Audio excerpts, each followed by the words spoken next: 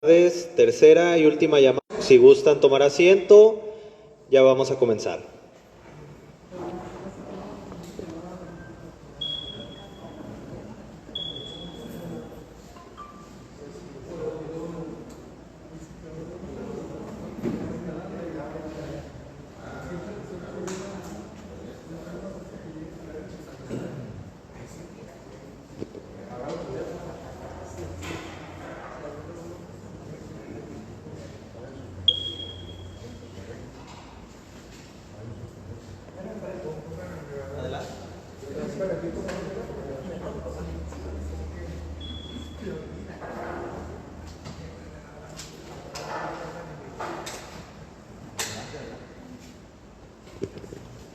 Bueno, ¿qué tal? Muy buenas tardes. Sean todos ustedes bienvenidos una vez más a este que es el segundo ciclo de conferencias de Ecos del Río Colorado, Vida Cultural en el Noroeste Mexicano. Para nosotros es un gusto tenerlos en esta segunda edición del ciclo de conferencias aquí como parte del proyecto de las tardes en el museo que se realiza por encomienda de nuestro alcalde César Iván Sandoval Gámez a través de la Dirección de Cultura, que nos dio como encomienda a nuestro alcalde el de generar espacios que promuevan la diversidad cultural, el debate y el aprendizaje en nuestra comunidad, especialmente en nuestra región. Entonces, para ello es un gusto nosotros contar con la conferencista, la maestra Carolina León Avilés, que nos trae el tema de la censura en el cine. Entonces, para ello, para continuar, me gustaría leerles una breve semblanza de la conferencista. La maestra Carolina León Avilés es profesora de secundaria. Ella imparte las clases de Historia de México e Historia Universal.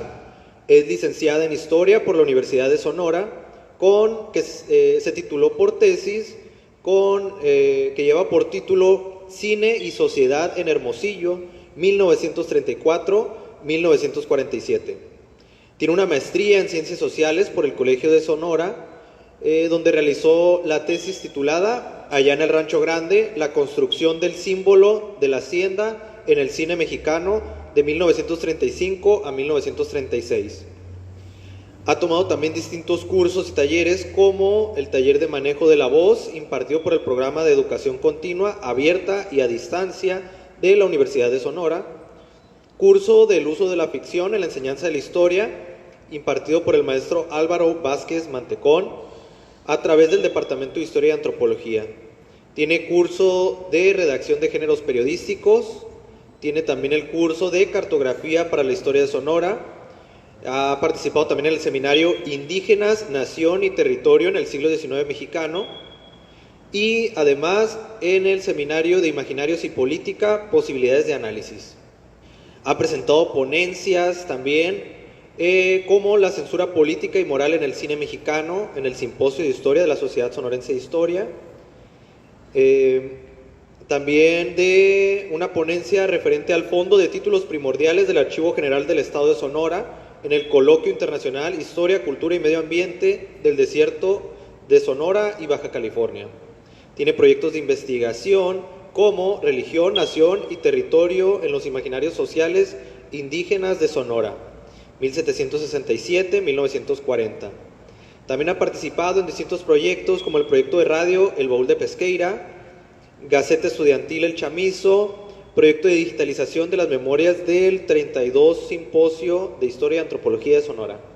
Bueno, sin más por el momento, les pido un fuerte aplauso para la conferencista del día de hoy y les cedo la palabra.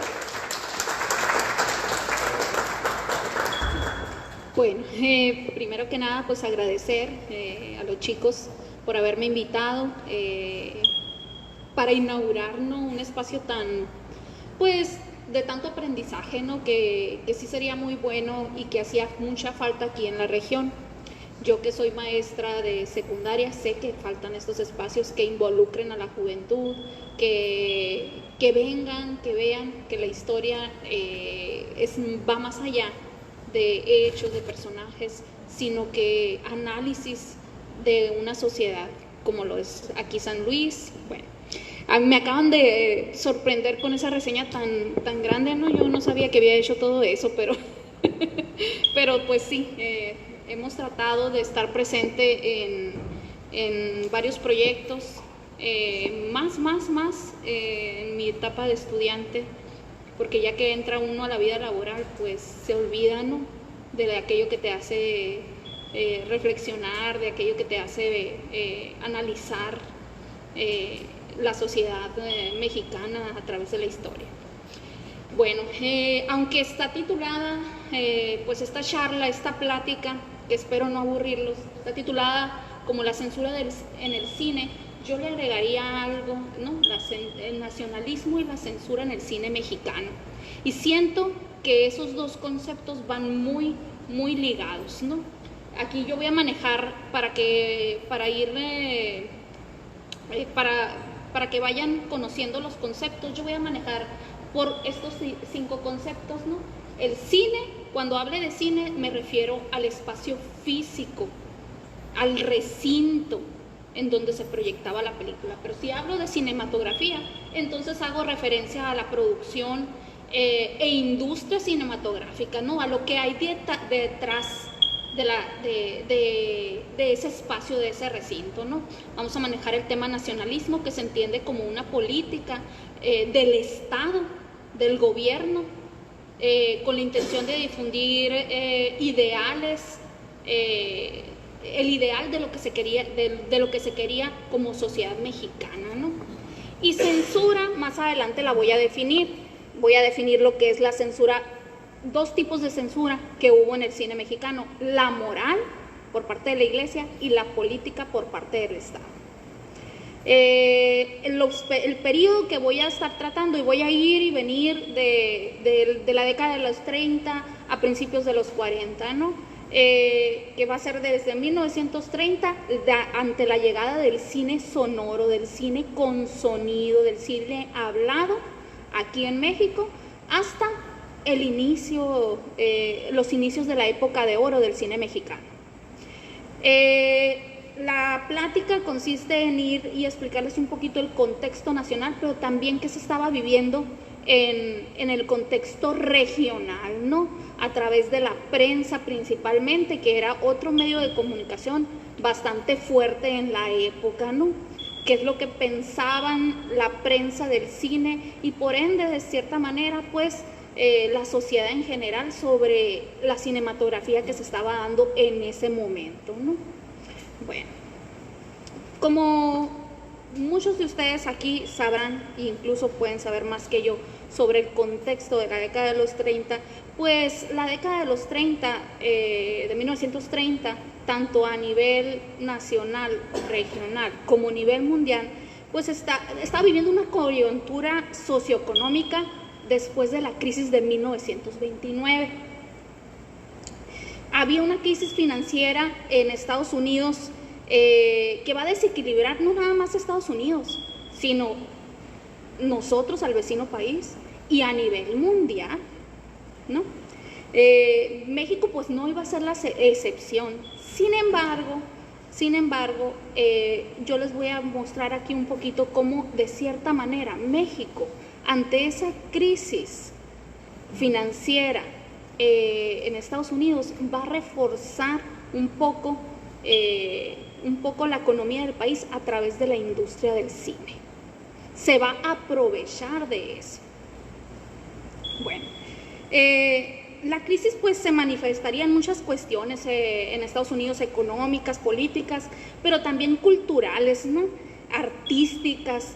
Va a descuidar un poquito la parte de creación de su cinematografía, ¿no?, que antes de eso pues había estado bastante fuerte, ¿no?, habían iniciado bastante fuerte, ¿no?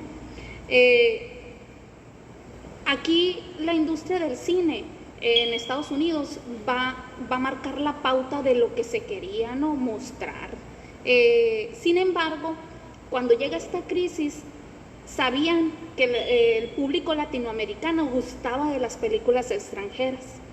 Sin embargo, ante la crisis y la falta de presupuesto, van a comenzar a invertir un presupuesto muy bajo en los actores de habla hispana y se van a mostrar algunas películas habladas en español se van a producir películas habladas en español, pero con diferentes idiomas. Puede que el papá en una película tuviera idioma español, que el hijo tuviera idioma argentino y que la mamá tuviera idioma cubano. La producción de ese tipo de películas habladas en español que van a llegar en la década de los 30 aquí a México, pues no va a ser del agrado de la prensa, ni tampoco del agrado del público, ¿no? Porque pues de cierta manera la prensa nos refleja un poquito el sentir, ¿no?, de la sociedad, ¿no? Aquí es importante destacar la importancia del cine como un medio de comunicación eficaz para transmitir un mensaje directo. No van a pasar por alto ni la iglesia, ni el Estado, y mucho menos la población en general, la importancia de este. Y por lo tanto México durante este tiempo va a tratar de proyectar las virtudes de la sociedad mexicana a través de películas en donde se viera el folclore, las costumbres, los paisajes del cine mexicano, ¿no? Bueno, durante este tiempo de poscrisis, ¿no?, se van a dar una grande producción de películas habladas por parte de los estadounidenses, pero en esos idiomas. Sin embargo, pues México también le va a invertir al cine, ¿no? Le va a invertir con la intención de contrarrestar la imagen del mexicano que se producía en Estados Unidos, que todos sabemos, y hasta la fecha nosotros vemos una película y eso no es cierto, que el mexicano está pintado como el ladrón, el narcotraficante ahora, ¿no? Ahora lo vemos en las nuevas películas. Siempre que hay un narcotraficante en el cine mexicano, ¿de qué nacionalidad va a ser? En el cine estadounidense, perdón, va a ser mexicano. Ahí lo estamos viendo hasta la actualidad, una imagen que no ha cambiado. Es importante que la cinematografía nacional, pues, de cierta manera, pues, contrarreste esta imagen, ¿no? Para 1940, los medios de comunicación, como lo fueran la prensa, la radio y el cine, penetraban pues cada vez más en la población. Una de las principales estrategias en la Segunda Guerra Mundial por los países en conflicto fueron los medios masivos de comunicación. Esto con la intención de penetrar en el enemigo a través de la propaganda. La presencia de grupos propagandistas como alemanes, franceses, estadounidenses en México generaban una presión sobre la prensa nacional y se había dado una guerra de propaganda mediática. Esto entrando en la Segunda Guerra Mundial, ¿no? La propaganda norteamericana pues fue exclusivamente a través del cine. Van a descuidar la cinematografía lúdica de ficción por hacer esta cinematografía de propaganda mediática, ¿no? El cine pues no solo va a servir para las propagandas extranjeras, sino también pues para difundir las políticas nacionalistas del gobierno en turno, las ideas y sus valores patrióticos. Durante este periodo que yo estoy manejando, de 1930 a 1945, las películas mexicanas tienen un gran auge en todo el mundo de habla hispana, gracias y en gran medida a que los Estados Unidos pues habían dejado de lado, debido a la crisis, y se habían involucrado en otro tipo de cinematografía, como más de propaganda.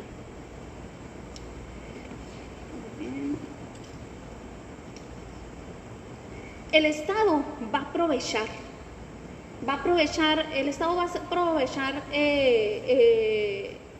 este auge para invertirle y que se dé una nueva imagen del México, que proyecte las ideas políticas en boga. ¿Cómo lo va a hacer? Lo va a hacer a través de estos 3 puntos. Primero que nada, van a subir aranceles e impuestos a las películas extranjeras que no tuvieran el idioma español o que no hablaran como el común de la gente. Se va a dar una ley de producción cinematográfica donde especifique exactamente cómo debían de ser las películas producidas, tanto por el extranjero que llegaran aquí como las mexicanas. Y exentan de pago de impuestos a la producción mexicana. Si esto no es proteccionismo, Si esto no es un impulso directo a la cinematografía mexicana, pues no sé qué puede hacer, ¿verdad? Muy bien. La prensa nacional va a estar reacia a la producción cinematográfica estadounidense, al idioma inglés. Aquí les hago una cita del Universal del 30 de mayo de 1929, tomado de Reyes de la Maza, Cine y Sociedad, 1973, de la página 92, lo pueden consultar. Dice, fíjense, vean la textual, ¿no? Hemos puntualizado desde el primer día que el desarrollo del nuevo espectáculo entraña una serie de amenazas para nuestro idioma, por cuanto eliminándolo del plano y sustituyéndolo por otro, se obliga al público a que lo aprenda cuanto antes, o a que se quede a medias de lo que paga por conocer cabalmente para su recreo. Es decir, se nos arrebata una de las características de nacionalidad, el idioma. Este era el sentir de la prensa nacional, ¿no? Pensaban que las películas estadounidenses nos iban a obligar a hablar el idioma y se iba a sustituir el idioma con el paso de los años del español al inglés a malaya. Ahorita, ¿verdad? Que quisiéramos, viendo puras películas, aprender. Muchos jóvenes sé que lo hacen, pero si hubiera sido una realidad, pues todos fuéramos bilingües en este momento, ¿no? Y en Hermosillo, y me voy al plano regional, no era la excepción. Aquí tomó una cita del Pueblo del 21 de junio de 1930, periódicos que están en la hemeroteca de la Universidad de Sonora y que consultamos hace más de 20 años. Y dice lo siguiente: las películas habladas en español son sencillamente detestables. Aquellas en las que se toma parte astros norteamericanos que dicen hablar castellano no puede oírse con crispaturas de nervios. Mientras esas películas no estén exclusivamente a cargo de actores de lengua española, no tendrán el ambiente favorable en la América Latina. Y esto es lo que les comentaba, que con la intención de ahorrar presupuesto, Estados Unidos va a producir películas habladas al español, pero con diferentes acentos, y no va a gustarle al público. Es ahí cuando el cine aprovecha, la cinematografía mexicana aprovecha, ¿no? Ante el rechazo por parte de la prensa de estas películas habladas en inglés, la industria estadounidense había hecho películas al español. Sin embargo, pues como les digo, esta producción de películas se crea en un contexto de crisis económica, no había presupuesto. Bueno.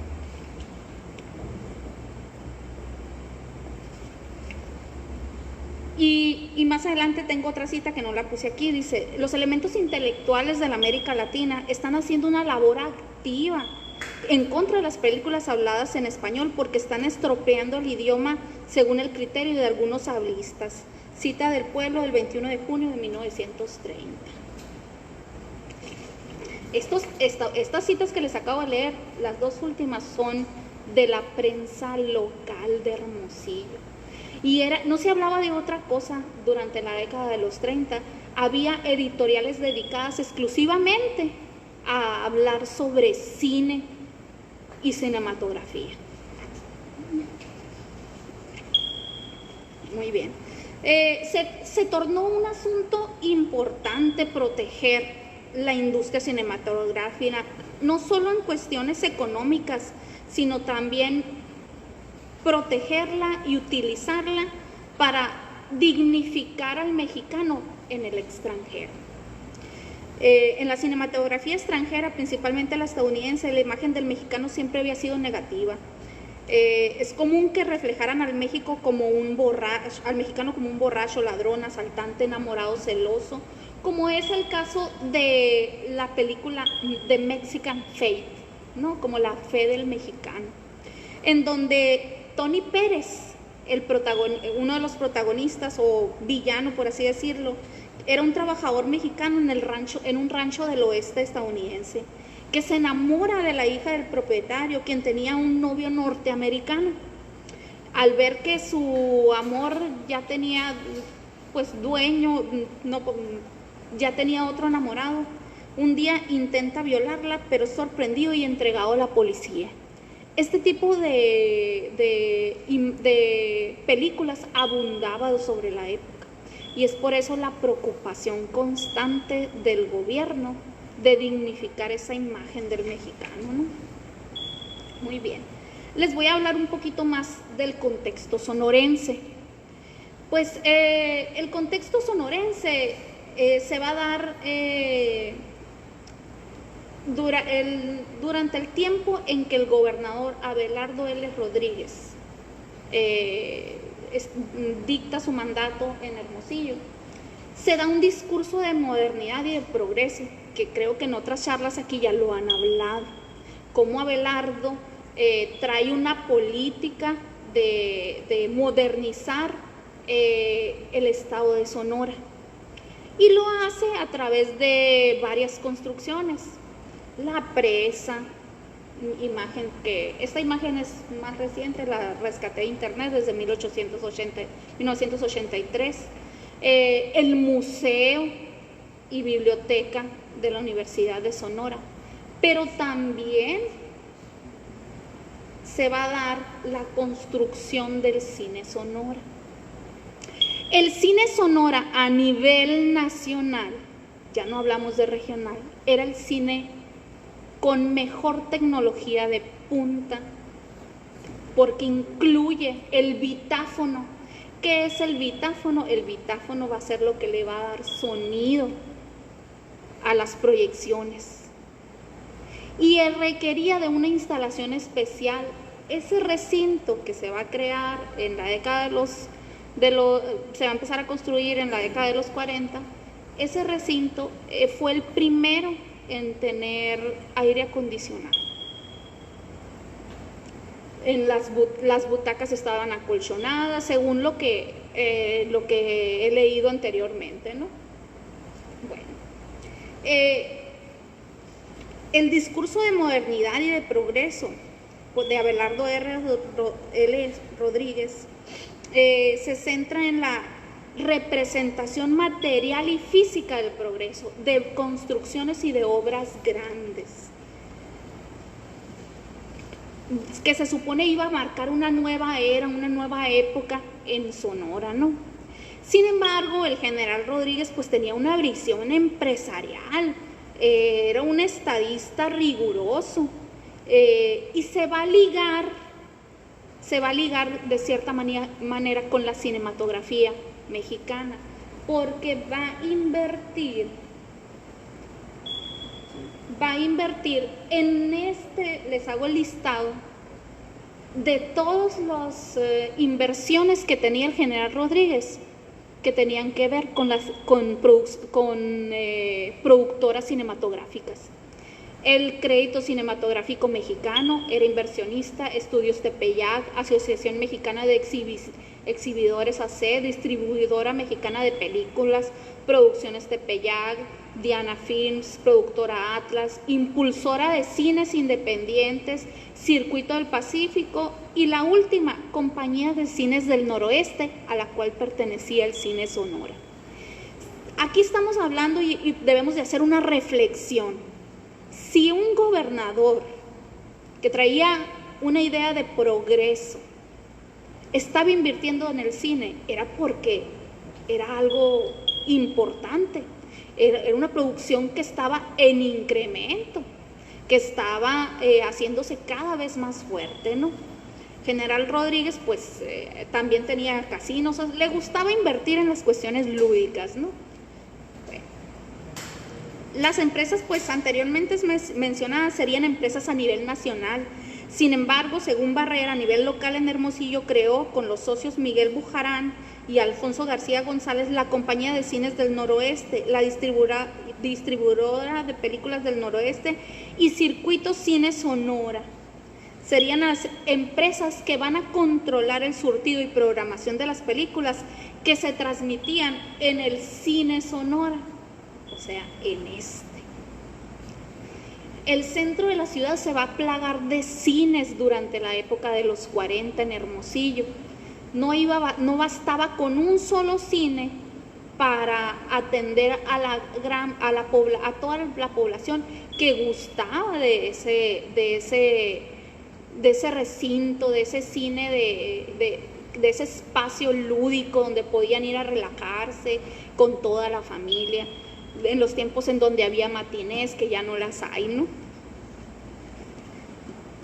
A la par, mientras Sonora se encontraba pues en un proceso de urbanización de gran esplendor, similar al que se había dado con Porfirio Díaz, el general Abelardo L. Rodríguez traía una serie de construcciones que se encontraban dentro de un plan de gobierno bien estructurado.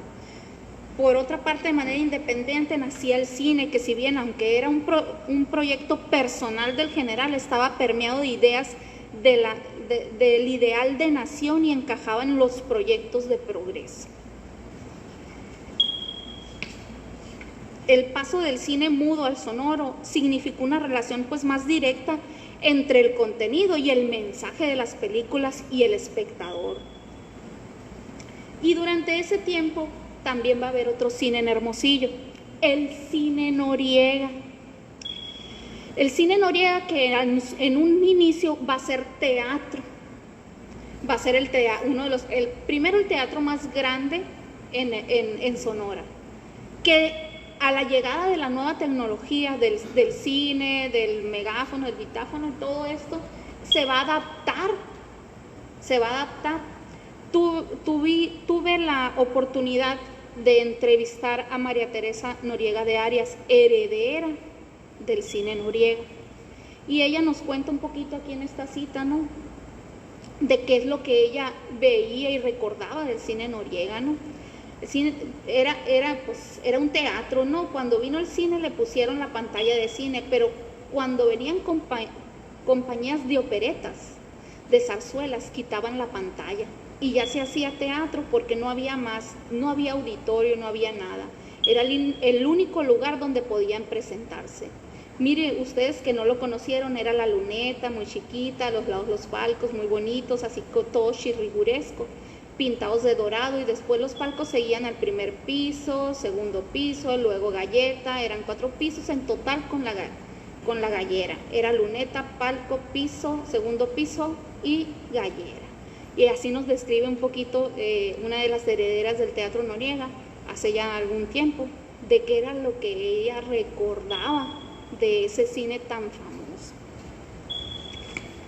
Muy bien. Bueno, sí.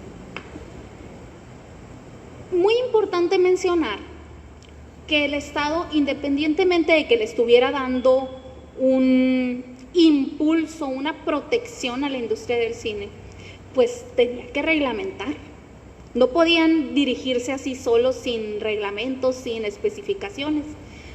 Rescató este reglamento de diversiones y espectáculos públicos en Hermosillo, Sonora, del 27 de mayo de 1931, del Archivo General del Estado de Sonora, en donde reglamentaban a través de estos, del artículo 14, 23 y 24, cómo se debía de usar los cines y qué criterios debían de cumplir, ¿no?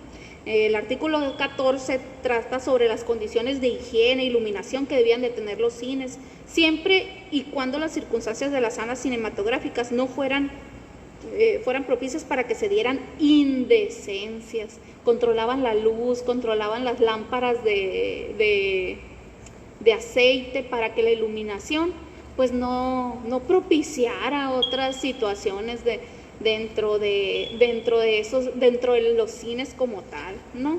Los artículos 23 y 24 hacen referencia a cómo se debía de regular las proyecciones de películas.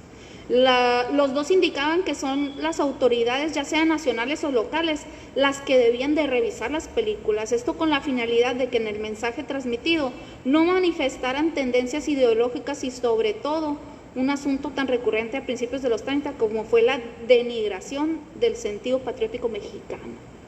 Aquí la intención del artículo 23 y 24 es que no denigraran al mexicano. O sea, ya estaba reglamentado, eso era algo que se tenía forzosamente que cumplir, ¿no? En México, pues se llevaría a cabo una campaña para evitar que se denigre el país en todos los sentidos, como se manifiesta en el reglamento de espectáculos. Por lo tanto, la Secretaría de Gobernación acordó revisar, censurar y confiscar, de ser necesario, todas las películas que entraran y salieran, demostrando a su vez que muchas películas entran de contrabando al país, lo cual quedaría a cargo de Hacienda. Muy bien. Muy bien. Les platiqué un poquito del contexto. Ahora me voy a ir directamente a la censura política, la censura moral que se daba, ¿no? Aquí también les traía, ¿no?, el boletín oficial del 19 de abril de 1944, donde se exenta de pago de impuestos prediales los espacios destinados a espectáculos. O sea, no iban a pagar predial, ¿no? En eso los estaban ayudando. Bueno, los temas, ahora sí, adentrándonos un poquito a la censura moral y política, ¿no? Mi intención pues es describir de manera general las estrategias de censura que utilizaron tanto el gobierno como la iglesia en la cinematografía, ¿no? Para esto yo me basé metodológicamente y conceptualmente en los conceptos que estoy manejando aquí, censura moral y política, de Yolanda Mercader. El primer tipo de censura, la censura moral, es generalmente ejercida por la iglesia, que para este contexto era la encargada de preservar la moral y las buenas costumbres de la sociedad mexicana, ¿no? Y por otro lado, la censura política fue ejercida por la clase en el poder, los políticos y los empresarios, que manipulaban pues el contenido durante la creación, más que nada en el proceso de producción y distribución de la cinematografía mexicana, ¿no? Sin embargo, la censura moral se va a dar posterior, cuando ya la película se exhibe. ¿En dónde? Eso es lo que vamos a ver. Nada más que tomo tantita agua.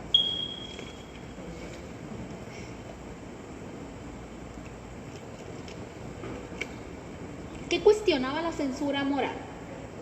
La obscenidad, la pornografía, el estímulo sexual en las películas, argumentando pues que iba en contra de la moral de la sociedad hermosillense. Por otro lado, pues la censura política generalmente era aplicada a la información que transmiten los medios de comunicación, que se considera como perjudicial o que atenta contra la estabilidad social del país, ¿no? Justificada por la estructura política que supuestamente pues que buscaban la protección del bien común de la sociedad, ¿no? En ocasiones esta información era manipulada por la clase en el poder, ejerciendo un control político en el marco de una supuesta legalidad. Este control sobre la información no permite tener un conocimiento de la realidad político-social, prohibiendo toda crítica al gobierno que desafíe las concepciones y las instituciones existentes. Bueno, en resumen, en base a la propuesta de Mercader, puedo asumir que estos dos tipos de censura sirven para controlar aquellas ideas u opiniones que van en contra de lo que se considera ético y moral. Y muy curioso, y puse la imagen de Santa ahí, porque Santa va a ser la primera película producida en México con sonido. Y casualmente es la historia de una prostituta. Sin embargo, no fue censurada. ¿Por qué no fue censurada? Porque cuando el personaje sufre durante toda una película, se redime. Esa es una cuestión moral, ¿no? Hay que sufrir para merecer, ¿no? El Estado apoyó económicamente a la industria cinematográfica con dinero, con 1 millón, creo que eran 1 millón de pesos, ahorita aquí tengo el dato, ¿no? Para la construcción de los estudios Clasa, Los estudios clase van a ser financiados directamente por el gobierno, por el Estado mexicano, ¿no? Sí había censura por parte del gobierno, pero como les digo, la censura se hacía durante la producción. Por ejemplo, cito, la película La cuna vacía fue invitada a cortar escenas, pues en la trama un policía no cumplía con el reglamento de movilizar a una niña accidentada, y esto hacía quedar mal al gremio de policías. Entonces obligan en plena producción a modificar esa escena para no afectar al gremio de policías, ¿no? Entonces, también se van a dar algunas clasificaciones por parte del gobierno sobre el reglamento de supervisión cinematográfica elaborado el 25 de agosto de 1941. Había varias clasificaciones. Las películas A podían verse por personas de todas las edades, las B por adolescentes y adultos, la C por mayores de edad y finalmente la D, que eran una exhibición especial. Estas clasificaciones, aunque fueran elaboradas por el Estado, entran en la censura moral, ya que se dictaron con bases políticas. La censura política no se vería pues muy bien reflejada, ¿no? Porque sus preceptos eran más moralistas, ¿no?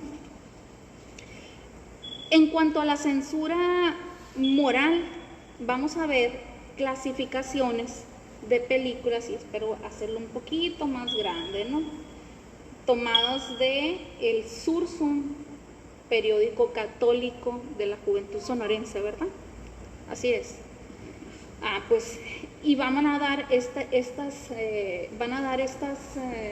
clasificaciones.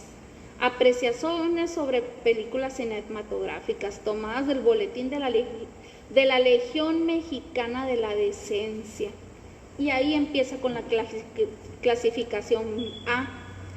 Y si se fijan, no explican el por qué, ¿no? Solamente dan una lista de películas que no se podían ver, o sea, las que sí pueden ver todos, y ponen la lista de películas, ¿no?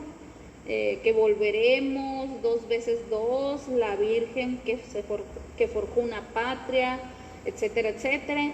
Y estaba la clasificación no propias para niños, o sea que podían ir los adultos, pero los niños no, que ahora la clasificación A se podría considerar como familiar, ¿no?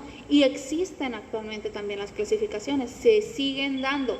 Que los cines como tal en muchas ocasiones no lo respeten, no quiere decir que no existan, ¿no?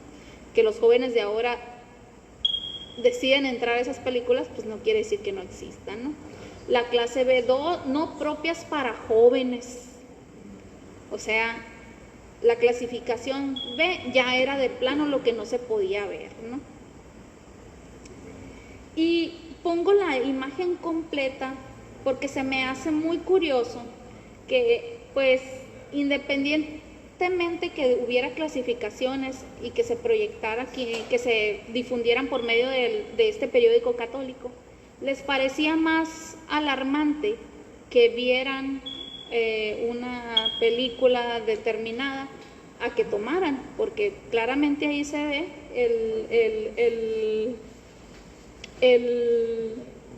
el comercial de High Life. O sea, no era tan problemático que tomaran, pero sí que vieran ciertas películas. Entonces, eso me pareció curioso y dije, lo voy a poner, ¿no? Aquí pues ya les traía las clasificaciones más específicas, y aquí la lista de películas que se dan, las películas censuradas, ¿no? Completamente, para 1942, las de 1943. Bueno, en Hermosillo esta campaña en contra pues de los de ciertas películas estuvo dirigida por la Unión de Señores Católicos de Sonora. Según Jorge Mario Álvarez, lanzaron una campaña moralizante en contra de las revistas y periódicos que publicaban notas inmorales e imágenes pornográficas, y exhortaban a la población católica a no consumir ciertos periódicos y revistas. ¿Por qué hago esta cita? Porque es importante que vean que la censura no nada más era en el cine, sino también en otros medios de comunicación, ¿no? ¿Por qué se alarmaba más del cine? Porque pues era muy visual, era demasiado visual. Pues esto indica que la Iglesia y la USCCS, en vez de ejercer una campaña moralizadora, estaban ejerciendo una censura moral en los medios de comunicación, o sea, en cine, en revistas, en panfletos, ¿no? Una de las principales organizaciones promotoras de las clasificaciones que dictaban a las películas fue la Legión de la Decencia, que surgió a raíz de la Acción Católica. La Liga de la Decencia censuraba todo intento de ataque tanto a la Iglesia y a sus enseñanzas. Bueno, la censura también fue y alcanzó las películas de Tintán, porque Tintán representaba, primero, tenía y usaba muchos anglicismos, ¿no? O sea, el idioma como muy posh. Y la Liga de la Decencia tomaba el idioma muy en serio. ¿Por qué? Porque el idioma inglés representaba el protestantismo estadounidense y iba a venir a contrarrestar al catolicismo de la sociedad. Entonces, Tintán también fue censurado por esta cuestión del idioma como tal, ¿no? El cine para la Iglesia pues no era un simple espectáculo lúdico, representaba un poderosísimo medio de comunicación de ideas, una verdadera y propia escuela popular que influye como ningún otro medio sobre la inteligencia y sobre la conciencia de cada uno de los espectadores y sobre todo el modo de pensar y obrar de una persona, del público en general. La censura que la Iglesia ejercía por medio de las clasificaciones que dictaba el boletín de la Legión Mexicana de la Decencia en la capital del país a nivel regional se publicaron en Hermosillo a través de un periódico llamado El Sursum, que era un órgano informativo oficial de la Acción Católica de la Juventud Sonorense. Estas clasificaciones dictaban una lista de películas que para juicio de la Iglesia lastimaban la moral de la sociedad. Dicho periódico se empeñaría en aclarar que la Iglesia no quería imponer un criterio intolerante y cerrado, que esto no era obra de la Iglesia como tal.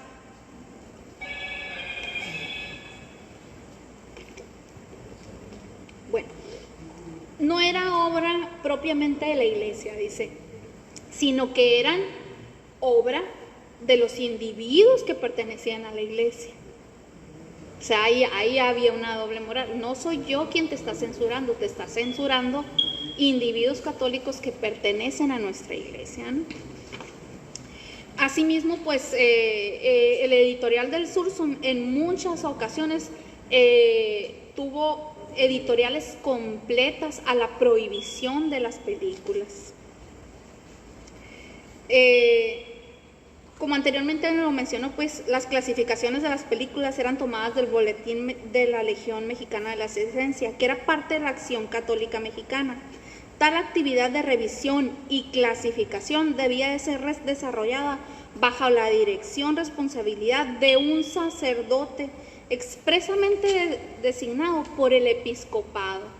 Entonces, ahí se contradicen, no es cuestión de nosotros la clasificación, pero sí había un sacerdote directamente elegido del episcopado para orientar, ¿no?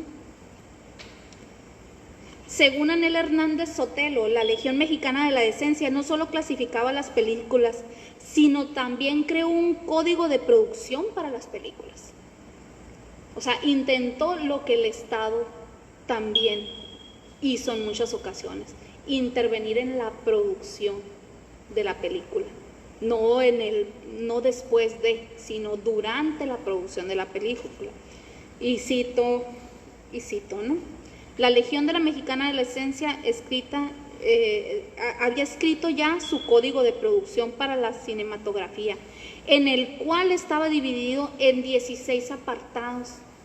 desnudez, semidesnudez, bailes, escenas de pasión, prostitución, homosexualidad, venganza, robo y crimen en general, licor, drogas, conflicto social, sangre, brutalidad, religión, fanatismo, magia, infancia y adolescencia.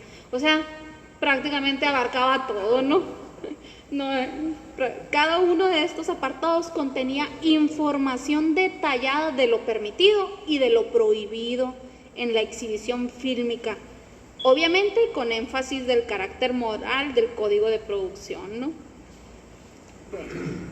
Según Lara Pérez Rosales, la Legión había adquirido la facultad de ser la única organización autorizada para censurar. A través de una carta pastoral colectiva de noviembre de 1936, el Episcopado Nacional recomendó que las apreciaciones fueran tenidas en cuenta por los católicos, y en enero de 1937 la Legión se incorporó a la Office Catholic International du Cinema, y al mes siguiente fue declarada por el Episcopado Mexicano, encabezada por el arzobispo Luis María Martínez, como obra nacional y la única autorizada para efectuar la censura cinematográfica. La Legión de la Decencia fue una organización católica que no solamente se centraba en México, sino también en el país vecino, o sea, en Estados Unidos, a los cuales también, en donde también se aplicó la censura, ¿no? En donde también se aplicó la censura. La censura moral fue más intensa durante la década de los años 40 en el gobierno de Manuel Ávila Camacho, periodo en el cual la Liga de la Decencia y la Acción Católica tuvieron más influencia en la sociedad. Aunque la censura moral fue ejercida por la Iglesia, no impedía que las películas censuradas se exhibieran. Sí podía impedir que la sociedad católica las viera. No impedía la proyección de la película, sino que su trabajo era en casa, pues. Su trabajo era en esa parte de lo privado, ¿no? Ahí es donde ellos trabajaban, ¿no? En algunas ocasiones la censura moral se hacía sin ningún tipo de formalidad, solo si el gerente del cine se consideraba en algunas partes de la película eran impropias. Curiosamente, pues también los que trabajaban en el cine pues eran católicos, y eso también se veía influenciado. Según el cronista José Silva Romero, según el proyeccionista José Silva Romero, las películas por regular de sexo, y cito una entrevista realizada a este personaje que fue proyector cácaro, se le llamaba cácaro, aquel que dirigía y enrollaba la cinta y la proyectaba, del cine Sonora, ya fallecido hace algún tiempo, pero hace más de 20 años me tocó hacerle una entrevista y nos platicó. Dice lo siguiente: las películas por lo regular de sexo no se exhibían o le cortábamos, y nos explicaba en la entrevista cómo hacía el corte de ciertos tramos para que no se vieran, cómo los pegaba, y creaban una nueva versión de la película, casi, ¿no? A nosotros nos decían que le quitáramos esos pedazos, y les quitábamos ese pedazo y ya los pasábamos al público. Cuando se iba la película, lo pegábamos de vuelta y se iba completa, porque había que regresar a la película, ¿no? Se iba completa, pero en otras partes seguían haciendo lo mismo, porque esa misma película iba brincando de ciudad en ciudad, no como ahora que hay copias de la misma película. Nos platicaba en esa entrevista, ¿no? La censura política evitaría, a mi parecer, que un corto número de películas se exhibieran. Mercader dice que las películas censuradas entre 1919 y 1950 solo fueron 11. ¿Por qué? Porque la etapa de censura se daba en la producción. Entonces, para cuando ya se hacían las películas ya estaban censuradas, ya habían pasado por ese proceso de censura, ¿no? Bueno, de manera general, pues yo le podría decir que la censura política y moral se dio, la censura política antes y la censura moral se va a dar después. O O sea, que las películas que nosotros vimos de la época, y digo vimos porque crecí viendo películas del cine, cuando todos los domingos nos pasaban en Televisa y que no teníamos cable, todas las películas de Pedro Infante y mucho más, ¿no? Todas las películas de Marga López, ¿no? Se podría decir que lo que nosotros ya vimos ya estaba sumamente censurado, el mensaje ya estaba bastante trabajado. Y pues de mi parte esto es todo, espero les haya gustado. Si tienen alguna pregunta, algún comentario sobre esto, esta plática fue proceso de 2 tesis, ¿no? De la licenciatura y de la maestría. En ambas trabajé el cine y en la maestría me enfoqué en una sola película sobre la creación del símbolo de la hacienda como un símbolo identitario del mexicano, ¿no? Del hacendado como tal. Pues eso es todo y pues muchas gracias.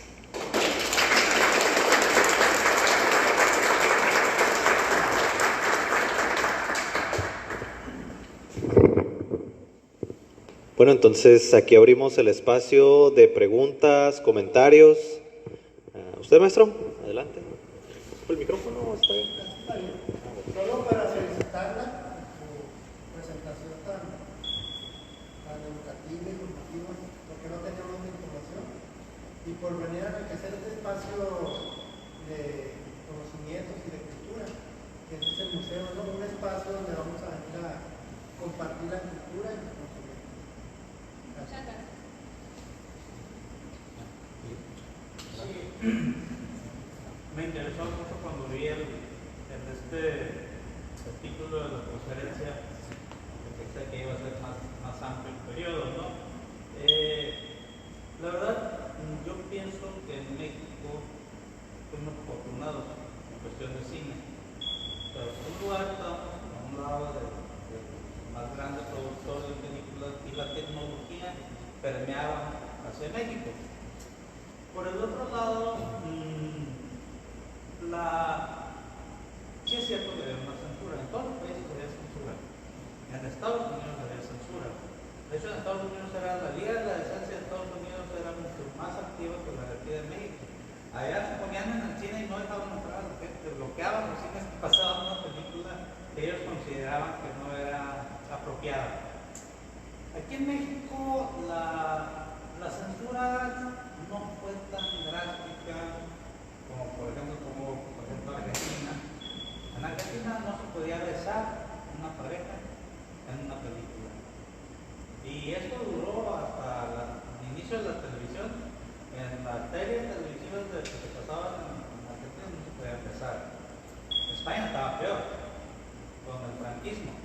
Estaba pero súper reprimida y allá sí era allá era el combo completo, iglesia-estado, porque allá el estado y la iglesia se llevaban muy bien en España. Franco era católico, apostólico y romano, ¿no? Entonces, aquí en México había una había más censura por parte del gobierno y de parte de la iglesia la censura era más bien como sugestiva. Te decía, no veas eso, está prohibido, no veas eso, ¿no? Pero no había escenas así. Al final de cuentas los productores hacían los que les daban la gana. Y recuerda que desde los 30 a los 40 había un movimiento social muy importante en México, que incluso acaba de terminar la Revolución Cristera, pero todavía había cierta pugna con la iglesia. Entonces había productores que decían, la iglesia a mí me manda lo que tengo que hacer, y al final de cuentas no le mandaba. Sí, lo es igual que con la música, yo recuerdo. Esto parece chusco, pero es verdad. Los sacerdotes, algunos sacerdotes no todos eran tan cerrados la cabeza. Recuerdo que cuando salió la canción del Barzón, decían, ¿no?, que era pecado escuchar la canción del Barzón. Igual todo el mundo lo escuchábamos, o sea, no, era más bien como sugerente, ¿no? Pero sí supe de 3 películas que sí quedaron definitivamente enlatadas. Una de ellas, vamos, con Pancho Villa, que fue no recuerdo, como el 36 o 87. Y la segunda, La sombra del caudillo. Estas dos películas fueron liberadas por ahí en los 80s, más o menos en los 80s. Y se hicieron en exhibiciones en la hemeroteca, nada más. O sea, a los cines no les interesó ver esas películas.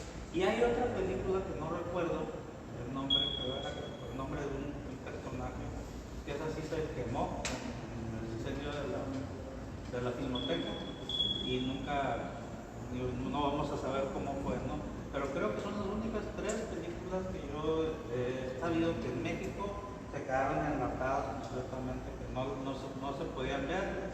Hasta ahora que ya La sombra del caudillo la pasan hasta en televisión, ¿no? Y vámonos con Pancho Villa, es así, no mucha gente la quiere ver, está muy fuerte. Y fue en el año 1937, 36 o 37, no recuerdo bien. Pero en sí, yo pienso que aquí en México no tuvimos una censura tan drástica como en otros países. Muchas gracias. Adelante.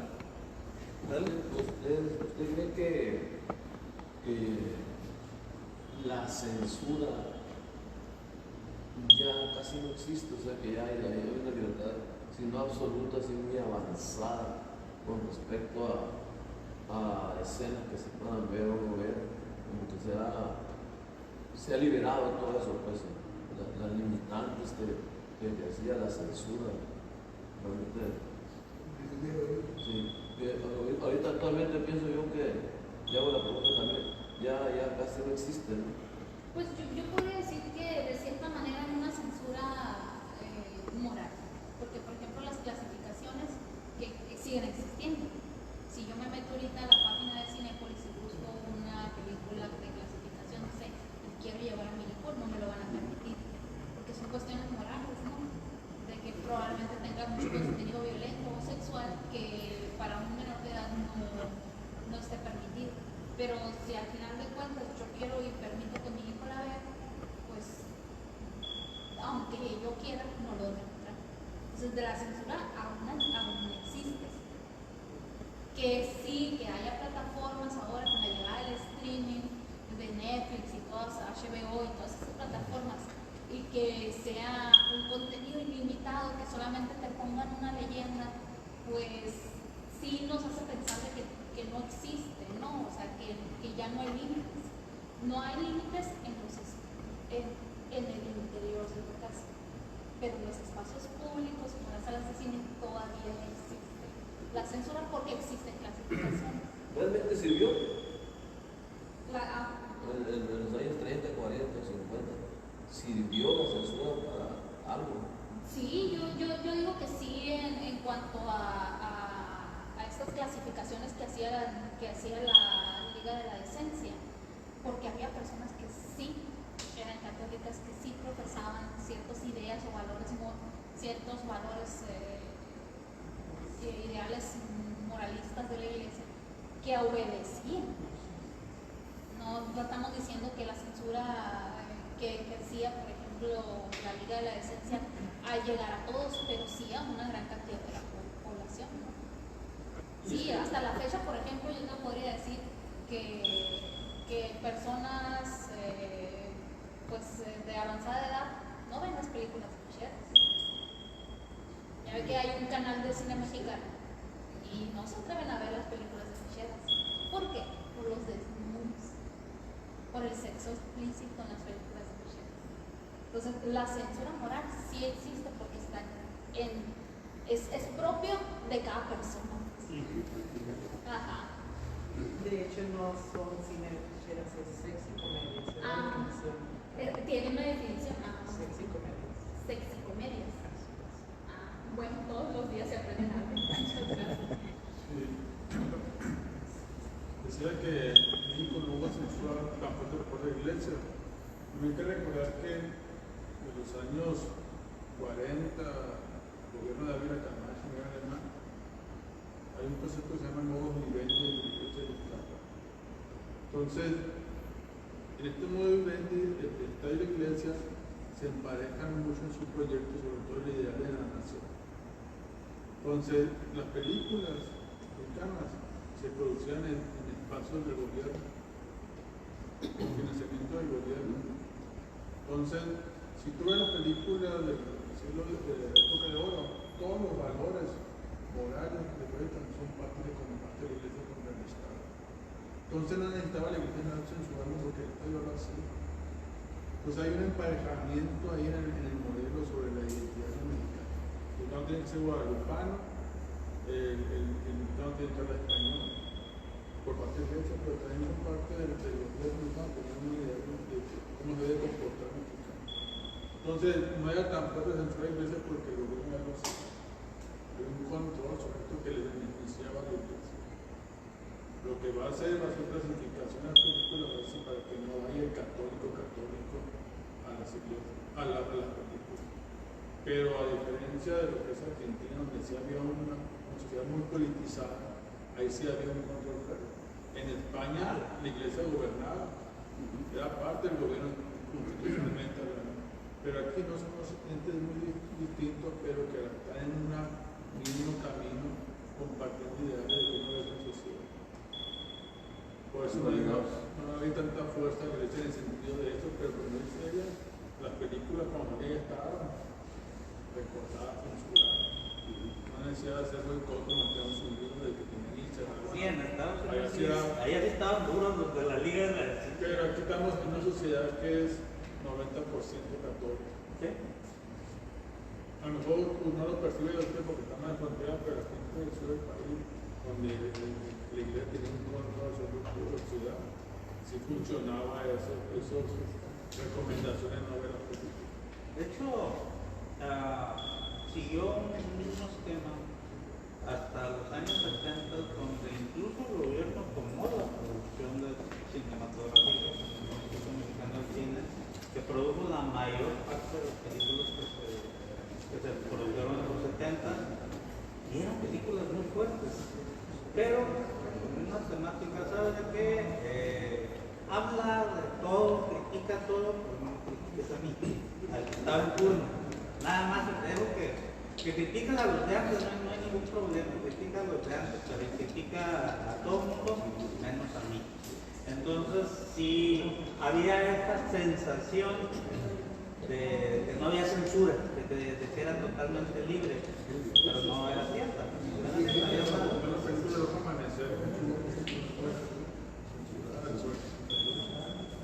Sí, pero en general, por ejemplo, todas las películas que se hicieron con temas revolucionarios como El Principio, como Hasta Rusia, todas esas, las eran libres completamente a Longitud de Guerra, El Valle de los Miserables, todas esas películas con temáticas de la época porfirista y de la revolución.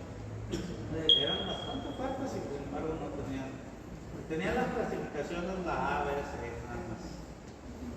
De 30 a 45, población que había, porcentaje de población católica, si antes era un espectáculo de calle. De hecho, eso es lo que en mi tesis de licenciatura no hablo de porcentajes, porque es muy difícil medir la cantidad de población que podían acceder. Porque todo dependía del sueldo, exactamente. No hablo de porcentajes, pero sí, por ejemplo, de las carpas de transeúntes, de gitanos que llevaban el cine al aire libre, exhibido en una sábana. El cine ambulante. El cine ambulante, sí. ¿Eso es la censura relativa? Pues sí, sí, porque dependía básicamente de los que proyectaban. Si proyectaban la película, como lo dice José Silva, el cácaro que él decidía recortarla, pero a lo mejor en las tapas era más seguido. Eso sí, no tengo el dato como exacto de esos porcentajes, pero pienso que había más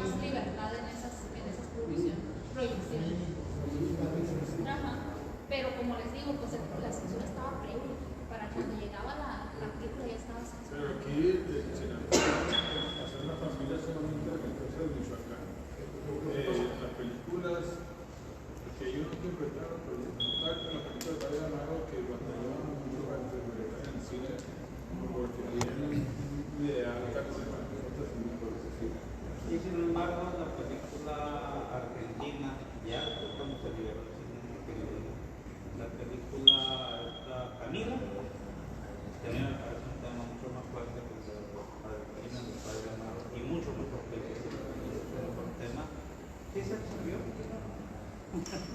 Vamos a pensar que la censura se daba de lo pecaminoso.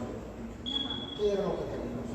Pues un beso, el sexo antes del matrimonio. Y una pareja que tenía 10 hijos y lo tenían en un cuarto donde realizaban un movimiento del débito carnal, ¿era pecaminoso?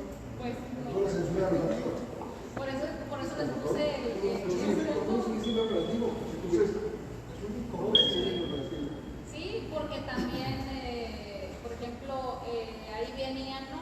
Les leí las temas y el alcoholismo también era censurado, ¿no? O sea, también era algo que había que censurar. Sin embargo, pues en un periódico católico pues tienen el highlight, la promoción del highlight. Bueno, lo que pasa es que más se decía antes. No usaba. Ahora, ¿cómo eran los trajes de baño en la censura? No, pues ahí sí, ¿quién? Entonces, es relativo. Es relativa, definitivamente es relativa. Es relativa y también es relativa de quién la otra. O sea, es un proceso moral muy propio de cada persona, íntimo, si decides verla o no. Es lo que dicen ahí, la Liga de la Decencia no podía impedir la proyección de la película, pero sí podía impedir que el católico fuera a ver. Y ahí está, o sea, ahí está la diferencia. Pues podía sugerir. Y Al final de cuentas la gente hacía lo que quería. Sí, lo único que provocaba que a lo mejor que se dieran otro tipo de situaciones, como ahora le prohíbes a una adolescente ver cierta película y se va a encerrar en su cuarto y la va a ver en su celular. Y gratuitamente. Te vi, pecador, que no vas a decir. El sermón ahí en el púlpito. ¿Qué pasó en los 80s con? ¿Qué pasó en los 80s? Cuando se hicieron todas las películas. En realidad ese no es mi tema, ya yo no me fui tan allá. Nosotros los historiadores tratamos de acortar los periodos de tiempo por la cantidad de fuentes que tienes que revisar. Si yo tengo una revisión de fuentes de pues, casi 15 años, es sumamente extenso abarcar un periodo muy largo, ¿no? Yo por eso me dediqué exclusivamente a la época de oro, ¿no? Y un poquito antes, ¿no? La expresión de caca, ¿cómo se dice? El caca. No nos explicó en su momento el señor, porque ya, como les digo, es una entrevista que le hicimos hace más o menos 23 años, que le hice hace 23 años, el señor ya falleció, ya no. Hay necesidad de versiones. La película se apagaba la luz y gritaba.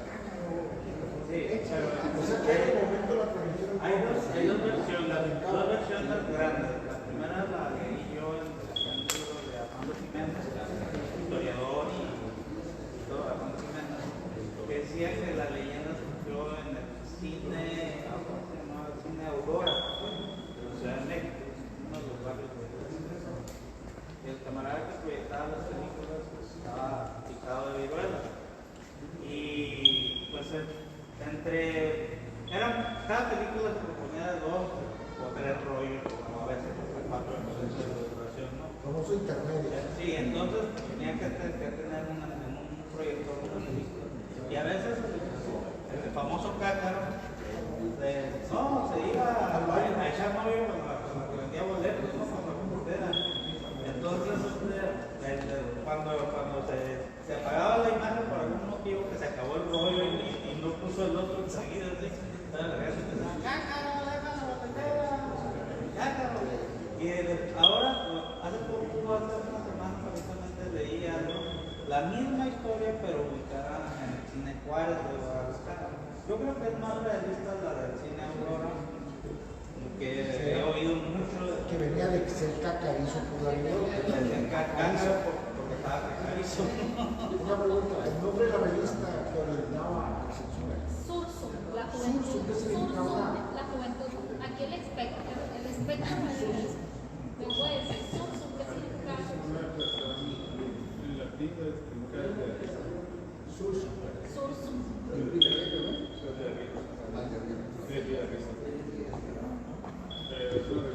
una revista católica.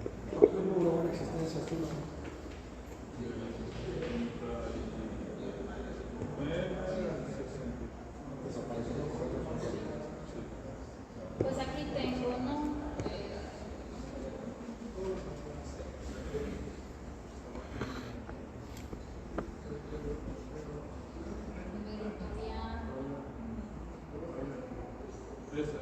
Ahí está. Surso. Publicación mensual, obra oficial del grupo Asociación Católica. Católica Juvenil Mexicana. Asociación Católica de la Juventud Mexicana. Sí, este es el periódico, no sé, editorial. Por aquí está el No periódico. era panfleto, era un tabloide en forma. Ajá, sí. Era un tabloide periódico. Cierto, no te rentas. Aprovechando la invitación ahí. Sí, si gustan, pues se pueden compartir todos estos periódicos interesantes. Muy Que bien. ya no se pueden consultar, ¿no? Pues, ¿están en el Colegio de Sonora? Los del pueblo, no, están en el centro. En el Pues, pues 30, 31, 37, 35. probablemente ya no, porque un compañero sí me dijo que ya 30, 40 que no los prestaban por lo mismo. Pero pues, Una pregunta. En esa época había zona de tolerancia. Sí, Ahí no entraba la censura porque no zonas separadas. bueno, estaban las orillas, ¿no? El nombre largo estaba en el centro de Hermosillo y el convertidor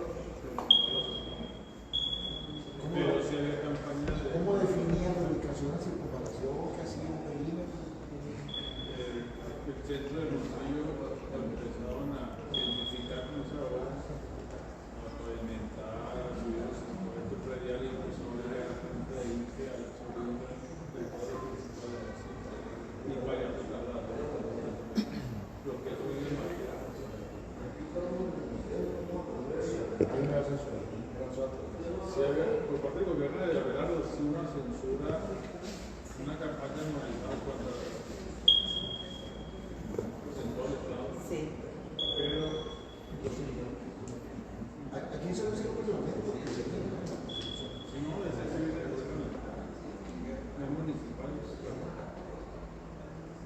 como dato curioso también hay un, ¿cómo se llama? El que tiene el archivo de California, el directorio de prostitutas, porque estaba regulado pues por el mismo gobierno, y ahí tiene el directorio con las características, el nombre y pues el sexo también. Entonces, incluso fotografías vienen del mismo, está regulado. O sea, sí, sí, sí. De hecho, Era, en Nogales hubo una campaña fuerte contra las franquicias porque estaban llegando muchos afroamericanos a México y decía Abelardo que cómo no mantener negros mexicanos. Y ahí en Hermosillo una campaña muy fuerte como empezaron. Con los chinos también.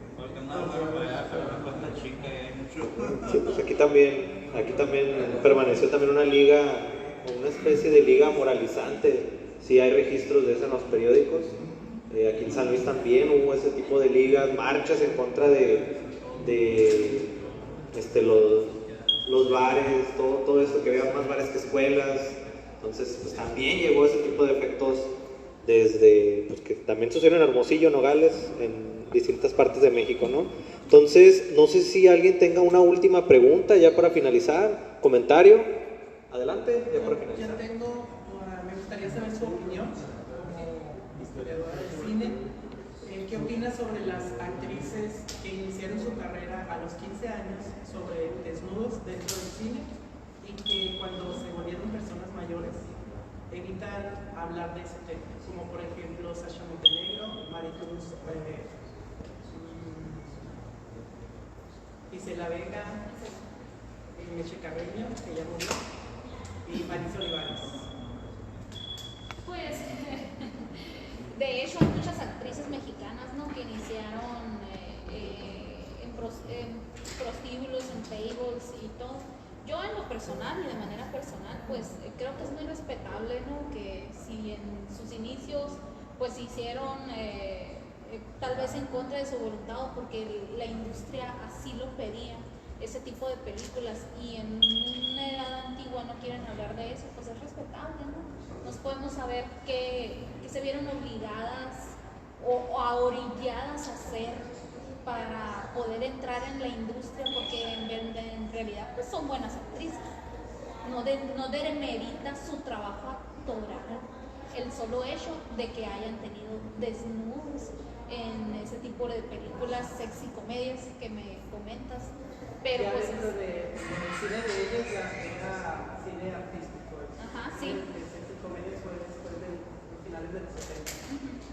Sí, pues o sea, es muy respetable que les cause pues incomodidad hablar de ese tipo de, pues de esas participaciones que tuvieron, porque no las define como actriz. ¿Considera usted que sus desnudos sí fueron artísticos? Pues para mí un desnudo y es desnudo. O sea, hay arte en todo y es arte, pero no deja de ser desnudo. No sé si me explico, pues. No vamos a un desnudo en una película, en una sexicomedia, un desnudo, por ejemplo, en Sexo, Pudor y Lágrimas, ¿no? En Sexo, Pudor y Lágrimas, al final de cuentas es desnudo, ¿no? Lo diferente sería el guión. Exacto. El caso Mauricio Garcés, casi la mayoría se ven en traje de baño. Buenísimo. Sí, todos. Es cierto. Sí, buenísimo. Sí, eran muy sugerentes las películas. Sí. Pero muy curioso porque a mí me gustaban mucho las películas de Mauricio, se me hacían muy divertidas las películas de Mauricio. Eran muy divertidas. Eran muy divertidas y mi mamá nunca me dijo no las veas. A pesar de que había ciertas escenas sugerentes, porque eran sugerencias, no eran sexo explícito ni nada, eran sugerentes. Era luminoso de toque fino. Pues pero pues eran sugerentes, pero no había una censura. Yo recuerdo que las veía, sí, no había problema. También ya hace 30 años, cuando yo estaba chiquita. Aquí más palabras. Sí. ¿En dónde está verificado el Teatro Noriega? ¿Hay alguna sala ahorita, un recinto que si yo voy de visita, existe algo en donde, sabes en dónde está?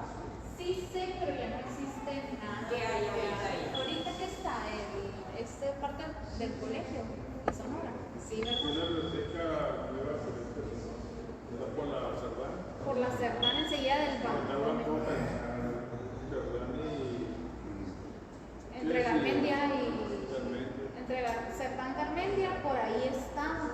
Ya hay edificios muy nuevos, pero ese cine, según María Teresa de Arias, que fue una de las herederas, porque fueron 18 herederos del cine Noriega, fue tumbado a principios del 40 más o menos. Cuando llega el auge de los cines con sonido y se construye el cine en Sonora, le quita como popularidad al Teatro Noriega. Teatro Noriega, que se había convertido, pues, que se había adaptado para la época, pero parte del hecho de que se tumbara fue porque los 18 herederos no se pudieron poner de acuerdo en la administración del cine. Entonces la mayoría de los herederos vivían en Estados Unidos. Cuando muere la tía de María Teresa de Arias, la dueña original, vienen los herederos a Hermosillo, se hace la repartición y deciden todos vender y se lo venden a los esposos Rodríguez, a la Fundación Esposos Rodríguez, y dice, se vendió, y lo dice así en la entrevista la heredera, se vendió hoy y al otro día lo tumbaron. Entonces ya no existe. Lo podemos localizar porque sabemos dónde quedaba, pero ya no existe nada del cine. Ah, sí, originalmente el cine era de la familia de Simón Blay. Bueno, pues nos da mucho gusto que haya surgido bastante conversación, preguntas. Entonces, pues para esto son estos espacios. Los seguimos invitando a que vengan a las conferencias en las tardes en el museo. Los martes es donde se hacen regularmente. Entonces los esperamos el próximo martes. Va a estar invitada la Comisión de Asuntos Históricos. Y pues para finalizar les pido por favor un fuerte aplauso aquí a nuestra conferencista.